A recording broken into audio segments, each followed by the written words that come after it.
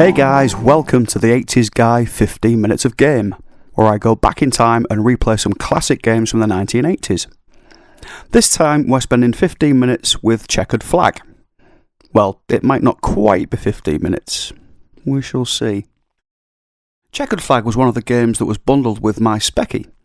When I got my Spectrum on Christmas Day, it came with the Spectrum 6-pack, which consisted of a game called, well, I say a game, it wasn't a game, it was a thing called Make a Chip, which I had no idea what you're supposed to do with that.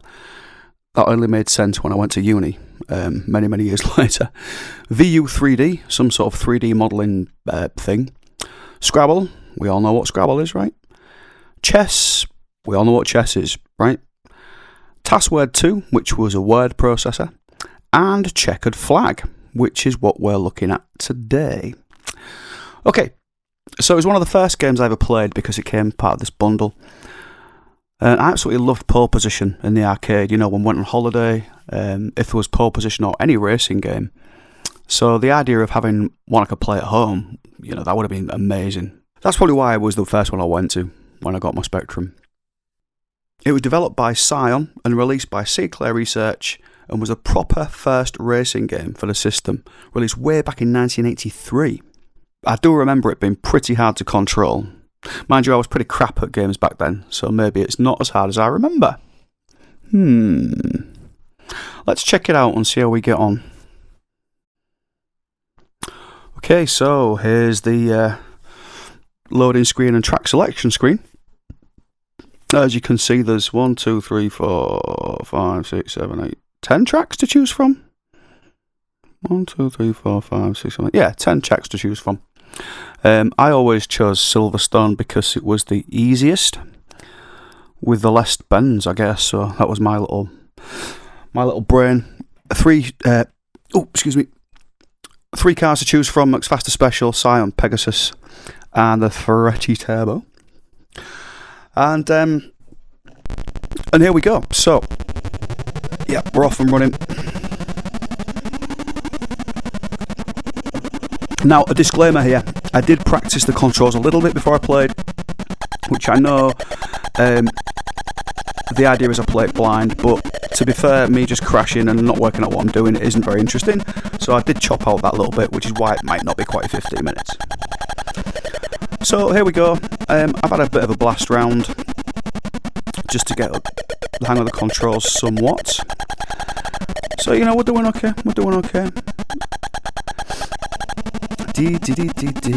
Now, why they chose red wheels seems like a strange choice, but if you look at the track is completely black, so I suppose they had to do something. What other choices did they have with the Spectrum? Maybe just an outline? I don't know.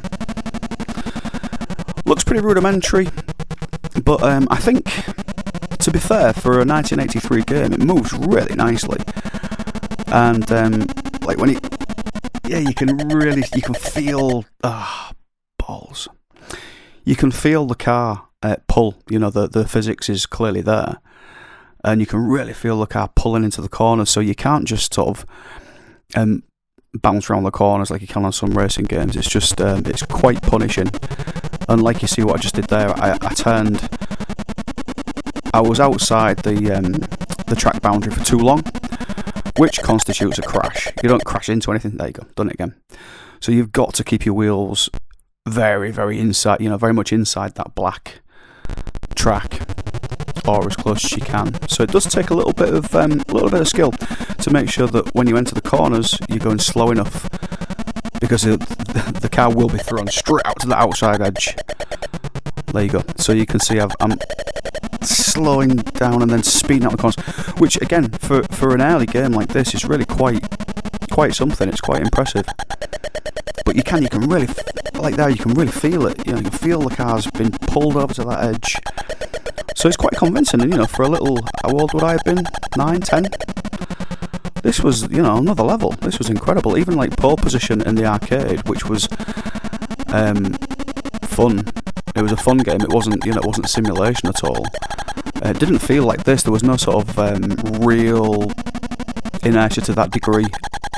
You know, it didn't feel like the car was pulling sideways like that. I think as an adult playing this, yeah, as an adult playing this, I can sort of appreciate it a little bit more as a very impressive attempt at an F1 simulation. As a child, I probably found it. Oh, yeah, same. I did the same thing. You see, just as a child, I probably found it quite difficult because I was expecting something like pole position, which is what I mentioned in the intro. Because I was used to that type of arcadey style racing, where you could see the full car, you know. The track just seemed bigger. Like if you look at the size of the track here, the width of the track, it's really, really narrow. You know, look at the front wheels take up. There's very little travel, very little space to manoeuvre. So, in terms of what's going to happen? In terms of dimensions, this seems to actually be all over the place. You know, it's not accurate at all. But the feel of it is really, really impressive. Really impressive. Keyboard control only. So the weird thing with this is the slow turn and fast turn. Now, I've not had a really in-depth play of this because I just never will get around to it, so I'm not entirely sure what I assume the slow turn is just to sort of drift across the track, and the fast turn is used for turning faster. I don't know. Anyway, I just use the fast turn on all these cars. I didn't bother with a slow turn at all. Something that you don't see in games. I can't think of another game that actually has this mechanism where you've got two different levels of turning. Strange. I remember was it called a Mastertronic game called Formula 1, where one of the methods of steering, which I suppose they were trying to be innovative, but the entire top row of the keyboard, the QWERTY row of the keyboard, was your steering wheel. So what you would do is you could rest a roll of sellotape on the Y, for example, and if you rolled the sellotape to the left, you would turn left, and if you rolled the sellotape to the right, you would turn right.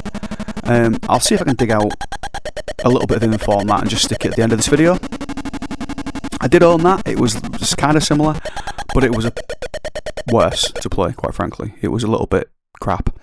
So I will give it a bit of a mention, and I'll dig out if I can find out the instructions. If I can find the instructions to that game, I'll stick it at the end of the video, so you can have a look at that. But yeah, that was I think it was called Formula 1 Simulator. Was it Formula 1 Simulator? No, that was the Codemasters one. I think it was just called Formula 1. Anyway, I'll find it. I know the game I'm thinking of, and that was very innovative in a very, very bad way. I did try it, didn't work. Maybe they thought there was going to be some peripheral that came out that would act as a steering wheel or something. I don't know, but it didn't. So, anyway, back to this. I'm kind of just plodding around here, trying to actually get around the track without crashing too much. Because once you crash, that's it, game over, you know. What I realised also with this game, unless I'm mistaken, there are no opponents. There's no progression, really. Please correct me if I'm wrong, but you basically just choose a track, choose how many laps you want to race. Well, I say race.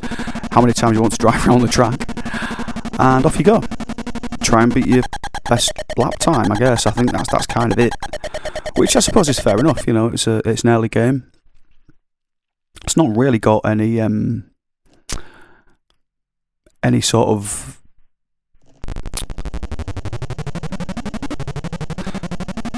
it's not really got any desire to be an arcade game, and it doesn't seem to be advanced in the sense of being an actual game. So I think it's more like it looks a little bit like they've come up with a great game mechanic, they've come up with a good idea, and then they've just shipped it without wrapping an actual game around it, which is kind of strange. You know, it's such a well-known game, But when you look at it, what is the game? What actually is the game here? It's just a simulation. You pick your track, you choose your car, and you drive around the track for that many laps, hopefully. And as far as I know, that's it. So it's not actually a game in that sense. It is just a simulation. I don't think there was anything else like it on different machines, were they? I mean, please correct me if I'm wrong. I know all systems had a first racing game, but because I was a Speccy owner, this is the one that I know. You know, I remember playing one on the Acorn Electron. What was that called? Turbo or something like that, maybe? Can't remember. And I'm fairly sure that there was one on the Amstrad very similar. But because this was a Sinclair only game, there was nothing really like it anywhere else. So it's unique. Very easy to come by these days, so for collectors this is a cheap game. Most collectors have several copies of this. I'm actually resisting the temptation of buying too many games. I might buy one or two just as ornaments, but I'm certainly not going to start collecting again because I had hundreds of Spectrum games and I threw them all in the bin years ago, which I'm absolutely gutted about.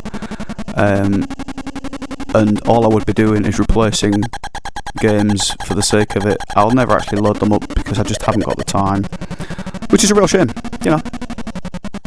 It's a shame I got rid of them, put it that way. But there's only so many times you can drag a huge box full of unplayed games and put them in a different loft when you move house.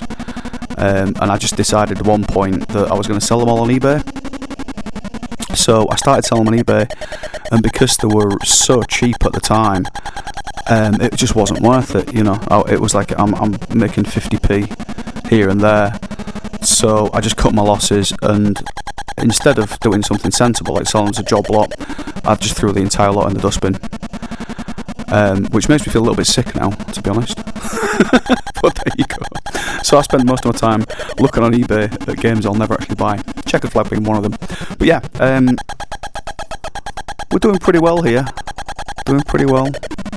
Ooh. I remember playing this a while ago on YouTube, like many years ago. And I think I got a fairly decent lap in. It might be somewhere on my Matt Howlett channel somewhere. Can't quite remember. It just goes to show though, you know, even as a very early game, the speed, it's really simple. The track's really simple. There's not much track scenery, there's not much decoration or anything like that around the track.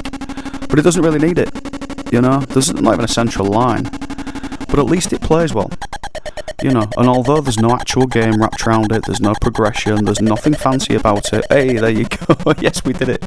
We did it. Yeah, there you go. Silverstone, we got around it. Hooray! So we need some new tyres, we need 2 hours of work. Again, I don't know what these stats actually do, or where they, if they're stored anywhere or anything like that. If anybody knows, then please do let me know in the comments. I'd love to know your experiences playing Chequered Flag. Yeah, it's one of my favourites, even now, just to have a quick blast round, so... There you go, we made it round successfully in the end. Yeah, a little bit shorter than normal, guys, but to be fair, there's not that much more to the game as far as I'm aware. Again, if you know different, then please do let me know in the comments. Share your videos with me, you know. If you've got memories of Chequered Flag or other racing games, I'd love to hear them, because racing games are very much my my genre. So let me just have a quick look and see if I can find this thing. Yeah, it was called Formula 1 Simulator. Yeah, so there's the cover, showing the arms and cars crashing and all that kind of thing. That's something to look at for the next video, guys. So there you go, we've taken that to around 15 minutes by cheekily mentioning another game and another video. I did legitimately buy Formula 1 for Mastertronic, and I did legitimately try the whole steering wheel thing using a roll of sellotape. Perhaps that's why it was rubbish. I don't know. Right. Okay, guys, so there you go. That was Chequered Flag. First racing game ever released for the Spectrum. Pretty solid. Certainly proved the Spectrum could do racing games. Certainly better than stuff like Outrun, which came out way later and was absolutely awful. Anyway, I'm going to give it 7 out of 10. Decent, bit clunky, and there you go. That's it for this episode. I hope you enjoyed it. Thanks for watching. Make sure you like, subscribe and share, and I'll see you next time for more 80s guy stuff.